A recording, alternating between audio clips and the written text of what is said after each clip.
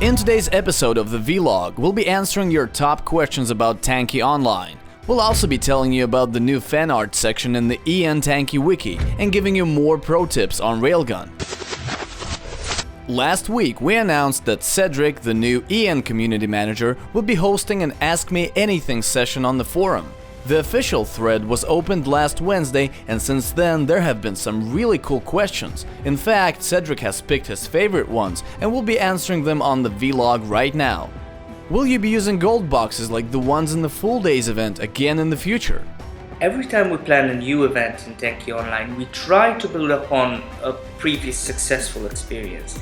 Now, from your feedback, you really enjoyed the Full Days events that we had earlier this month. So we're definitely considering using the same in-game mechanic, but in a slightly different way. When will mouse controls be available in Google Chrome? Unfortunately, we really have no control over this. The problem is that certain browsers such as Chrome and Opera have text specifications that prevent us from implementing mouse controls. So for now, mouse controls are only available in Mozilla and Internet Explorer and some other less known browsers. Will you be adding a new map with Assault mode? There are still no definite plans for this. In the future, we might consider issuing a new Assault map for an event, or another option could be implementing this mode into an existing map. But we'll just have to wait and see. If I have a 5-week chain of daily missions and I skip one day, what will happen? Okay, first let me explain how this works. Every successful week after the fourth one is treated exactly the same as the fourth week. Same conditions, same bonuses. If you miss one day, you go back to the first day of the fourth week. If you miss another day, you go back to the first day of the third week, and so on. So regardless how many weeks you complete successfully after the fourth week, if you miss 4 days, you'll be going back to the very beginning of your quest chain on the first day of the first week. How's it going with Tanki X? If you want to know more about Tanki X, you'll want to check out the new series of Developer's Diary episodes on the Tanki X YouTube channel. There's a new episode twice a month, and it will keep you updated on everything that's happening in Tanki X. The link to the first episode is in the description of this video. It's no secret that we've got some incredibly talented people in our community. Unfortunately, their cool creations often get buried beneath all the posts in the forum. So the Tanki Wiki team has set out to collect all the best creations from the English community into an official fan art section. Got a cool piece of artwork you want to share? Head to the special thread in the forum. There you'll find all the instructions on how to submit your creations via the special form. The link is in the description. In the meantime, here are a few cool pieces that have already been submitted. Well done!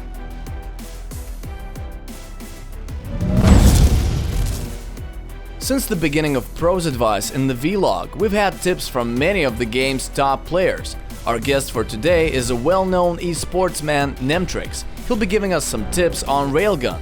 Let's see what he's got. Hey tankers, this is Nemtrix, and today I'll be sharing with you some simple but useful techniques with railgun. Let's start.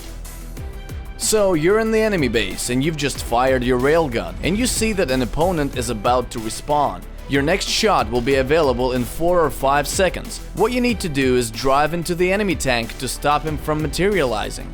Now wait for your gun to be ready, get away from the enemy's phantom, and punch a new hole into him. Make sure you start heating up your gun before separating from the enemy tank. This will give you the advantage of shooting before the enemy. This technique is very useful in duels for flags and tandem battles. If the situation is reversed and the enemy is in your tank, you have 2 viable options. If the enemy heats up his railgun and starts separating from your phantom, try to keep your tank merged with his until he fires, then move away. If you didn't manage to do that, the worst thing you can do is to begin heating up your gun right after materializing, cause you'll end up getting hit and will probably miss your shot. Instead, you should wait till you get hit and then take aim and fire at your enemy. If you're on your way to attack the enemy base, but in the meantime your opponents are moving in to attack your base, fire a shot at them, leaving them with little health so that your teammates in defense can finish them off with one hit. The advantage of this tactic is that it doesn't waste your time and increases the chances that your defenders will successfully stop the enemy attack on your base. Here's one final simple technique. Let's say you took the flag and are driving back to your base. Your teammates are still far away and you're only one shot away from being destroyed. In this case, there's a high probability that the enemy will catch up with you and return their flag. What you can do is drop the flag in the corner of the map and turn back to face your enemies. You'll probably take some damage, but at least you'll be blocking their path, giving your teammates a few extra seconds to capture the enemy flag. And remember, if you want to play the smart game, stay in constant communication with your teammates. This will give your team a huge advantage. That's it for now, guys. This was Nemtrix. See ya! Video of the week. Last time the theme for your videos was Monster Kill with Hammer. Let's see what we've got.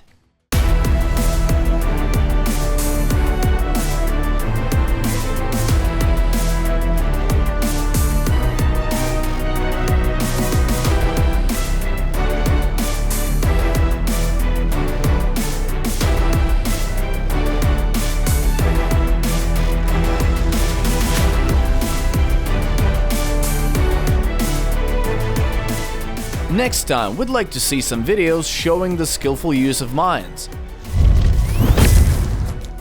That's it for this episode. Follow Tanki online on our social networks and YouTube. Bye!